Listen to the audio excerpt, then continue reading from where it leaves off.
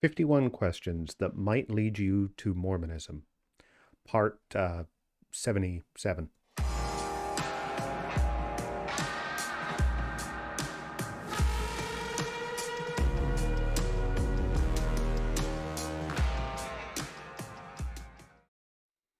Well, hello again. Welcome to another video. This is a response video following our series where we respond to an article, an online article written by an individual named Greg Trimble.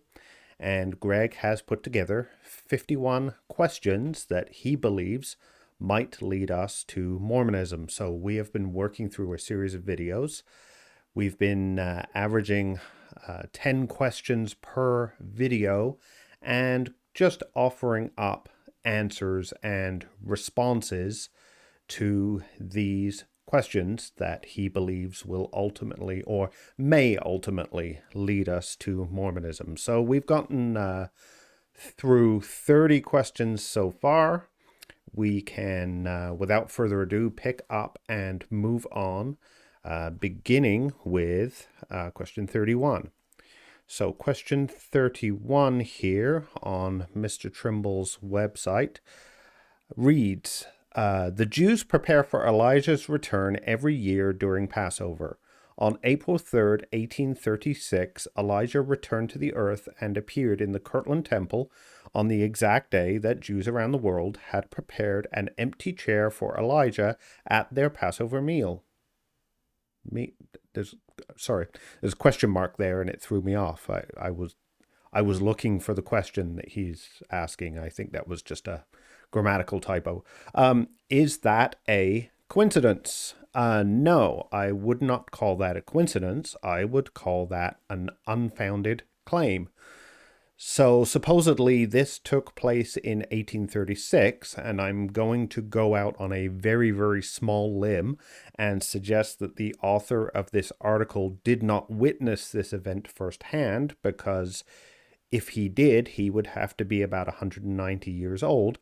So, the author, I guess, is appealing to some sort of historical evidence in making that claim, but we don't see such historical evidence. Now, there is a link here, and if I open it up, then that's what you get. So the evidence presented is a page link with no page. So, yeah, that about sums it up. So essentially what we have here is a rather grandiose claim of the prophet Elijah appearing in a Mormon temple. And we have, as I said, no first-hand corroboration because, assuming that the author of this article is a mere human, which I think is a reasonable assumption, he was not there to see it. And there's no appeal to any other evidence that we can consider. So, like I said, an unfounded claim. Let's move on to question number 32. Why was there a sudden global interest in genealogical research, and why were these genealogical societies formed immediately following Elijah's appearance in the temple in 1836? I'm hesitating because I really want to be able to offer workable, useful answers to some of these questions, but questions like this, it's difficult to latch onto something to really rationally respond to. Why was there a sudden global interest in genealogical research? Well, I don't know that there was, and there's nothing presented in the question to support the claim that there was. There's no evidence suggested. And yet again, same as the previous question, the author was not alive in 1836, so he wasn't there to witness that either. So if it even happened is questionable, and it's tied to this supposed Elijah appearance that also was not evidenced in any way. So it's difficult to really dig into and analyze evidentiary claims that are not even made, right? That there's not very much that we can latch onto to talk about, because there's not very much that's provided. So let's move on again. Question 33. The New Testament apostles had the ability to bind and seal on earth and in heaven. Who today claims the ability to bind and seal things on earth in heaven? Well, sadly, there's no shortage of answers to that question as to people and individuals and churches that claim that authority. There's the Roman Catholic Church, for one. There is Benny Hinn Ministries, for two. There's Kenneth Copeland Ministries, for three. There really isn't much of a shortage of people that are claiming this degree of authority. But I think therein lies the flaw in the question, because ultimately, when it comes down to it, it doesn't really matter who claims to have this authority. Who claims it isn't massively important. You know, if you think about all of the various false religions floating around in the world, pretty much every single one of them makes some sort of claim on the basis that they can save our souls through whatever channel, whatever mechanism. That's ultimately the claim. But again, who cares who claims it, right? Show me the religion, show me the system, the mechanism, the channel, whatever you want to call it, that can actually deliver, that can actually do it, right? I mean, we're swimming in a sea of claims in 2021, but who can actually put their money where their mouth is? Who can actually get it done? I think that's what is relevant. But of course, the question is phrased, intended to be a subtle advertisement for the Mormon Church. But it's notable that the Mormon Church cannot demonstrate this ability, right? When you think about the apostles in the New Testament, they had this authority, and this authority came with power. You read through the book of Acts, for example, you see these supernatural acts that the apostles were able to do because they were given God-given authority, and they were given God-given abilities as a means of authenticating that authority. So if you happen to bump into Paul and you say to him, you know, why should I believe that you're an apostle? Show me something that would lead me to believe you're not just an opinionated guy who's walking around. And, you know, Paul raised people from the dead. So, you know, if you bump into him and he raises someone from the dead, well, okay, that should answer your question, right? That's the end of that conversation. He clearly has been granted power and authority from God. So again, going back to the question, it doesn't really matter who claims authority. It matters who actually can demonstrate it. And last I heard, the Mormon Church are not raising a lot of people from the dead. So it's just a claim. Next question, question 34. Will we know our family and friends in the afterlife, or do we lose our identities? Well, I certainly believe that we will know one another. I think here that the New Testament talks at length, just to think of one angle on this question, the New Testament talks at length about heavenly rewards for the work that we do while in faith here on the earth. So it doesn't make sense to me if the Bible promises us heavenly reward for the work we do. It doesn't really make sense to me that when we get to heaven, there's some sort of like giant reset and we all become like clones, indistinguishable from each other, right? I mean, the whole concept of reward is you do a lot of good stuff, you get a great reward. You do not very much, you get a little reward. So I do think we will be identifiable in the heavenly realm. Um, I think there will be some measure of distinction in order for that reward system to make sense. So to answer the question, no, I don't believe that we all lose our identities. I do believe that we will know one another. The other place that I would go to just quickly from Scripture is the parable of the rich man and Lazarus, which is in Luke chapter 16, I believe. And you see this whole dialogue play out with the rich man in the heavenly realm. And he seems to be conscious of who he is, and he seems to be conscious of the people that he is speaking with. There doesn't seem to be any kind of faceless, identityless individuals in that exchange. Everybody seems to be quite clear on not only who is talking, who they're talking to, but what their past has been on earth prior to them ending up in the heavenly realm. So, yeah, no, I don't think that we will lose our identities in heaven. Moving on, question number 35. Joseph Smith, who was the founder of the Mormon Church, Joseph Smith, quote, could neither write nor dictate a coherent and well-worded letter, according to his wife and many others. Could he have written the Book of Mormon? Well, let's take a look at this. So the first thing to note is when Joseph Smith wrote the Book of Mormon, he was in his 20s. The Mormon Church sometimes is kind of fond of describing him as like a young boy, which of course sets this image in your head as like what? He was like 12, 14, how 9? How young are we talking here? No, he was in his 20s when he wrote the Book of Mormon. He was homeschooled by his father, who was a school teacher.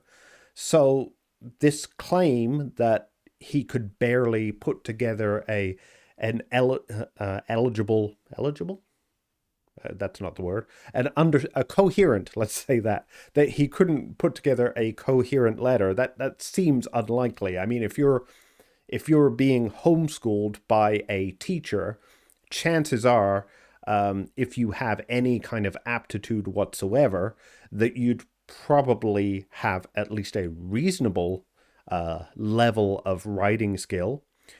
Secondly, we do have copies of letters that Joseph Smith wrote. I mean, this was only in the 1830s, right? It's not like we're going back 1,500 years. It was in the 1830s that the Book of Mormon was written, and we do have copies of other things that Joseph Smith wrote. And I mean, they're not perfect. There are errors, there are spelling and grammatical errors, but they're absolutely coherent. You can read the letter and you can understand what it is that he's saying. There's really not a lot wrong with them. Nothing that would lead us to conclude that he couldn't write. Third thing, the quote that he could not dictate a coherent letter was a quote that originated from Joseph's wife, Emma Smith. And in the very same interview, this is from my understanding at least, in the very same interview where she made this claim that he couldn't write a coherent letter, it's been proven over and over again that she lied repeatedly about her husband's polygamous marriages to other women. In the very same interview where she's saying that he couldn't write a coherent letter. So the third point I would make is I'm not sure how trustworthy we should consider that claim to be. Fourth thing, if you consider the example of somebody like Charles Dickens, Charles Dickens never finished school. His father, if I recall, his father was in and out of prison when Charles was a boy. And so as a result, Charles had to go out and find work in order to help support and feed his family. So he never got a proper education, and yet he managed to write and publish 15 novels. So the idea that you need to go through some rigorous formal education in order to be able to write a book, I don't think really holds a lot of water. The fifth point I would make, the Book of Mormon itself. We know this. Not only do we know this, the Mormon Church has acknowledged this. The Book of Mormon has been amended multiple thousands of times to fix errors within the text. So you can't honestly hold up the Book of Mormon after it's been edited thousands of times and then say, wow, how did Joseph Smith manage to write this masterpiece? Well, he didn't write a masterpiece. He wrote the version prior to all the edits, the version that had all of the errors in it, that necessitated all of the edits. So yeah, this idea that this, uneducated boy somehow wrote this literary masterpiece is just not particularly supported by any of the facts, I don't think. On to question 36. If he did write the Book of Mormon, where or how did he accumulate so much wisdom in under 22 years of life? Well, this is actually quite a common question that I run into from discussing with members of the Mormon Church. They'll ask, how do you explain all of the detail and all of the things going on in the Book of Mormon? How could Joseph have known all these things? And I'll say to them, well, it's only difficult to explain if those things are actually true, right? If the Book of Mormon makes these amazing claims about history and about people groups and about technology, if those things are all true, then it's interesting. Then we have something to talk about.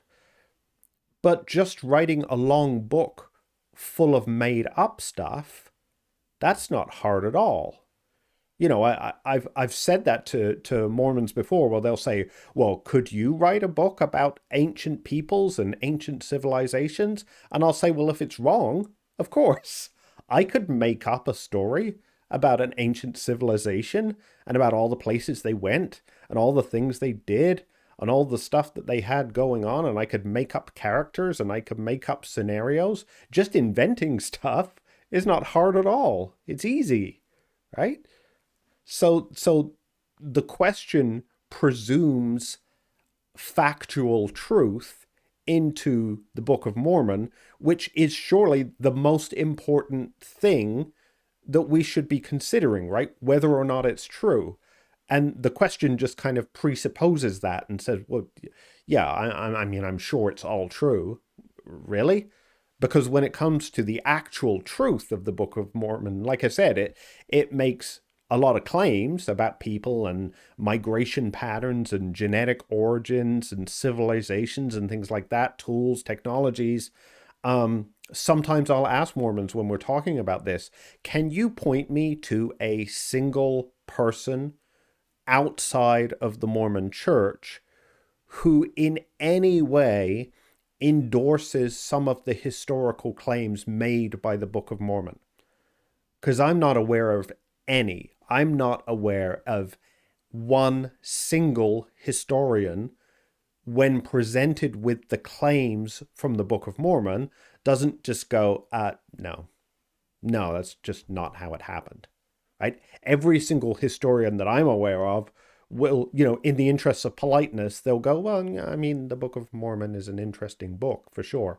But if you want to measure the claims that it makes about what we actually know about ancient civilizations and migration patterns and things like that, there's absolutely no relation at all. It's a work of fiction when held up to what we actually believe about the truths of these things. Question number 37. We're getting through them here.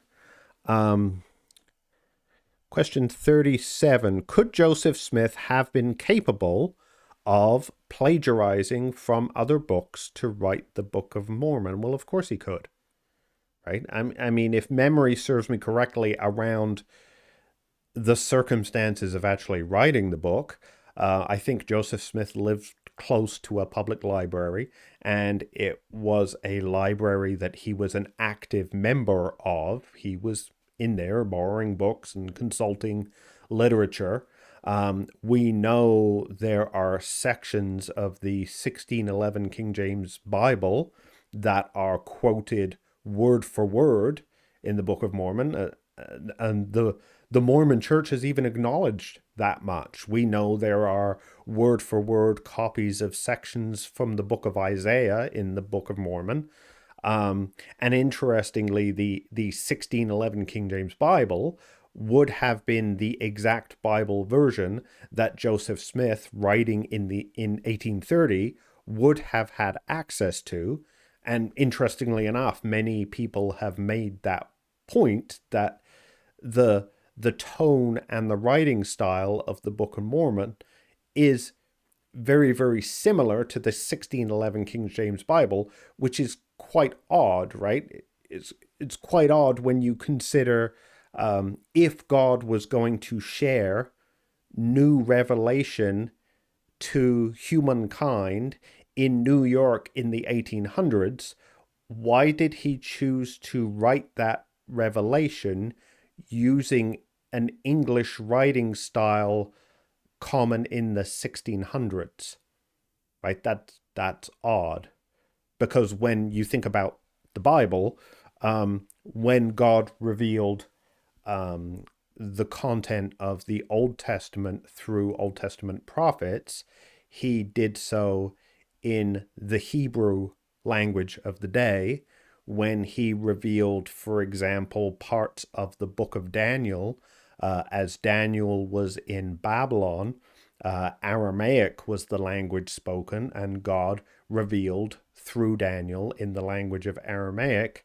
And then moving forward into the New Testament, where Koine Greek was the language of the day, and God revealed scripture through his apostles in that language of the day. But yet, the claim is that when Joseph was revealed the Book of Mormon, he wrote it all himself in the 1830s in New York, but in a writing style 200 years earlier from a different continent. It doesn't necessarily make it untrue, but odd, for sure. But in reality, though, to this claim, I think the default position for all of us in any context is that, of course, we're capable of plagiarizing books, right? Why wouldn't we be? What would stop us from plagiarizing a book? It's more of a matter that if somebody wanted to claim that somehow it would have been impossible for Joseph Smith to plagiarize a book, well, make your case, right? Explain to us why we should consider it impossible that he plagiarized content within the book, when, as I said earlier, the Mormon Church has even acknowledged that there are large sections of other written works found within the Book of Mormon. So that's that. Moving on again, question 38. If you say he plagiarized from a book that was popular and well known in his area, then how come no one called him out on it when he released the Book of Mormon? Well, so this is another question that is so obviously kind of confirmation biased that it's difficult to even engage with, because there is no substance to the question besides the confirmation bias. To try to extrapolate an answer from the question, how come nobody called Joseph out on it for plagiarizing? Well, I don't know that nobody called him out on it. I mean, what is the justification for that claim? We know that throughout history, many people have called out Joseph Smith for plagiarizing content into the Book of Mormon, including some official publications of the Mormon Church. So maybe people did call him out on it back then. I really don't know. I don't know everything that everybody said in the 1800s, but quid pro quo, I suspect neither does the author of this article. So I don't know how we could make that claim that nobody called out Joseph for plagiarizing, right? I mean, it seems like it's just kind of an empty claim. Then even even if we go with that, even if we say, yeah, okay, nobody called him out for plagiarizing, um, maybe it was because in large part people didn't pay any attention to the Book of Mormon, perhaps. Or maybe they did, but they were not familiar with the works that were being plagiarized, so they missed it. Maybe they just didn't know. Or perhaps they did know and they just chose not to speak up, because I mean, we don't typically call out every single bad behavior that we see around us. I mean, I don't. um, pick your battles, right? So not knowing about any outcry of plagiarism 150 years into the future doesn't really present a resounding case against plagiarism that would really be a challenge that we would need to kind of offer a sound response to, right? All this is really saying is we're not aware of any resounding calls of plagiarism.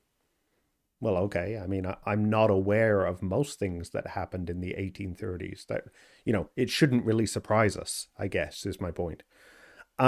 Question number 39. Every scribe for Joseph Smith said he used no other manuscript or third-party source material. Do you think Joseph Smith could have curated, memorized, and dictated Jacob 5, the allegory of the olive tree, let alone the entire Book of Mormon? So, yet again, this is a multifaceted point, but one that has quite a few holes in it. First of all, I don't know which scribes Joseph Smith used. They're not sourced in any way here, such that we can explore the claims made. I don't know why we would consider their testimony in any way trustworthy, because again, nothing has been shared about them. Even if we were to choose to trust their testimony, or I guess I should say implied testimony, because no actual testimony was offered, did these people follow Joseph Smith around 24 hours a day, 7 days a week? And how can we know that? And if they didn't, well, then they don't know whether or not Joseph Smith deferred to other sources. And I guess lastly, of course, could Joseph Smith memorize and dictate large sections of the Book of Mormon? Well, of course he could. Of course, right? I mean, just to cite one example, under Pharisaic Judaism, the rabbis had a tradition where they would memorize not just whole sections of the Old Testament, but what they would do for kind of up and coming students of the scriptures is they would take the Old Testament scriptures and they would drive a nail through the scriptures, and then from memory they would recite not just the scriptures, but they would recite the parts of the text that the nail went through. So they were memorizing not just the scriptures of the Old Testament, but the physical location of where the words were on the page. So if you had a nail going through, for example, the upper left of the page, they would recite those parts of the scripture that were in the upper left of each page that the nail went through. So my point in bringing that up is, could somebody memorize a whole bunch of text for the Book of Mormon? Of course they could. Of course they could. Why? What would make us think that they couldn't? Right? It's clearly possible.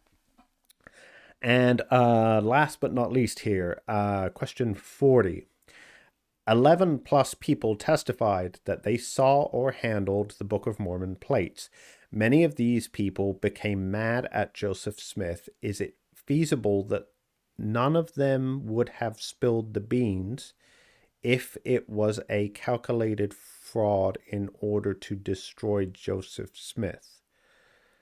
Um, I'll be honest, I'm not sure how to respond here because this is a question, but it feels like it's leading in a way to defend a certain argument, and I'm not exactly sure what the argument is that the question is seeking to defend. It seems kind of all wrapped up within the question. Um, First of all, it says 11 plus people testified they saw the Book of Mormon plates. To give you some background here of what's even being talked about, the Mormon doctrine in play here is that an angel guided Joseph Smith to find these golden plates that were buried in the ground. And Joseph Smith dug up these plates and translated them into the text of the Book of Mormon. So that's the claim. But my understanding is that many of these so-called witnesses of the existence of the golden plates, they stated that they saw the golden plates, but then they stated that they saw the plates spiritually. Well, I'll be honest, I don't know what that means, right? When you see something spiritually, to me that says, so you didn't see them physically. And if you didn't see them physically, then you're not a witness to the golden plates, because that's what a witness means. A witness means you actually saw them with your eyes. If you didn't see them with your eyes, then you're not a witness. Let me give you an example of what I'm talking about here. Let's say I have a dream, and in my dream, I'm speaking with President Biden. And so we could talk about my dream, and you could ask me, did you see President Biden? Yes, I saw President Biden in my dream. But if you ask me, well, so then have you met President Biden? And I say, yes, that's an untrue statement. That is an untrue statement. I have not met President Biden unless I've physically been in the same room as Joe Biden, unless I have physically interacted with the man, then no, I have not met him. Saying that, oh, well, I had this dream and I met him spiritually or some such nonsense. No, that means that you haven't met him, right? You're not a witness of being in the president. You're not a witness of being in the presence of President Biden. And you've either met him physically or you haven't met him at all. And so this issue of seeing the golden plate spiritually means that you didn't see the golden plates, which means that you're not a witness of seeing the golden plates. But like I said, this question really just reads like an attempt to defend a specific position, and it is so full of presumptions and biases that I can't even really tell the direction it's going. It's saying spilled the beans, and I don't even know what they're talking about as far as spilled the beans in this context. Um, so the question asks, is it feasible? I guess my best answer is I can't speak to what is feasible because I can't untangle all of the other entanglements embedded in the question. I just don't know. So if this were a face-to-face conversation, for example, if I was sitting down one-on-one, like physically, with a real conversation with a real person, what I might do is ask, can you rephrase that question using different words? And often that's something that you can do, because it's not a particularly threatening question. It's not a particularly negative question, I guess. It's not insulting or offensive to the person that you're speaking with.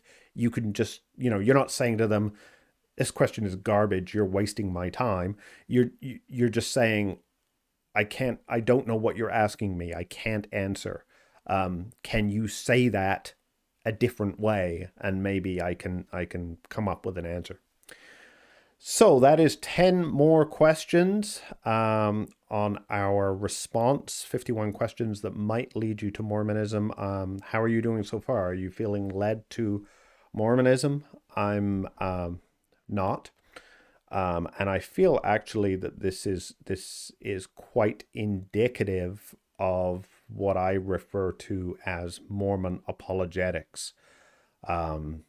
Sometimes I will try to, in my outreach activities with Mormons, I'll try to point out to them what is going on with some of their arguments, because they will often employ tactics like this, tactics like you've seen with these questions, to try to just really kind of force into play or twist or turn or just really go out of their way to make things fit. And I'll try to point out to them that they need to do that in order to try to line their arguments up, right? And I'll try to I'll try to do it gently and I'll try to do it politely, but I'll try to show them that a simple pursuance of truth doesn't need that, right? If we sit down and we try to explain to someone how 2 plus 2 equals 4, you can go at it very methodically and you can go at it very naturally, and you can just appeal to simple mechanics of mathematics that you could find on any website or any math textbook. You don't have to jump through any bizarre hoops. You can just put everything down naturally and logically, and you can come to the right conclusion. And I'll show them, in contrast, look at the bizarre hoops that you need to jump through to try to make your case in support of Mormonism. And I'll just kind of ask them, does that not seem odd to you, that you have to load your dice so ridiculously heavily just to make it fall in a way that seems to support your church? Does that not seem odd to you? If Jesus is the way, the truth, and the life, why does he need your help so much to land on your truth? It doesn't seem to fit. But anyway, that's 10 more questions down. One more video should be able to wrap it up. Thank you again for watching. As per usual, if you have questions or agreements or disagreements or ideas for videos or whatever it might be, feel free to drop me a line. You can put a like on the video. You can subscribe to the channel. You can leave a comment if you would like, or you can shoot me an email. The address is at the bottom of the screen here, thegospelofjohn@gmail.com. Thank you again for watching, and I will see you next time. God bless.